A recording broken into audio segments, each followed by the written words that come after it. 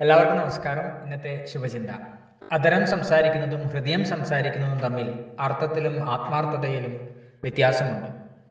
ഭാഷാശുദ്ധിയും വാക്യഭംഗിയും ശബ്ദ സൗകുമാര്യവുമുള്ള ജപങ്ങൾക്ക് ആകർഷണീയതയും ആലങ്കാരികതയും ഉണ്ടാകും. തീക്ഷ്ണതയും ഉദ്ദേശശുദ്ധിയും ഉണ്ടാകണമെന്നില്ല. ഏതു കാര്യത്തിലും ഹൃദയപൂർവ്വം ഇടപെടുന്നവരെയും വർത്തമാന വ്യായാമം നടത്തുന്നവരെയും പെട്ടെന്ന് തിരിച്ചറിയാൻ കഴിയും. മനസ്സറിഞ്ഞ് പ്രവർത്തിക്കുന്നവർ മറ്റെല്ലാം മാറ്റിവെച്ച് കൂടെ നിൽക്കും. അവർ മുന്നിട്ടിറങ്ങി നേതൃത്വം ഏറ്റെടുക്കും.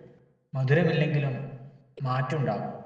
ഓരോ ചലനത്തിനും ശ്രവണസുഖമുള്ള വാക്കുകളാണ് കാര്യലാഭം ലക്ഷ്യമിടുന്നവരുടെ ആദ്യ അടയാളം. അവതരണ ഭംഗിയിൽ മയങ്ങി വീഴുന്ന മനുഷ്യന്റെ വിലയെ അവർ ഈശ്വരനും കൽപ്പിക്കുന്നുള്ളൂ.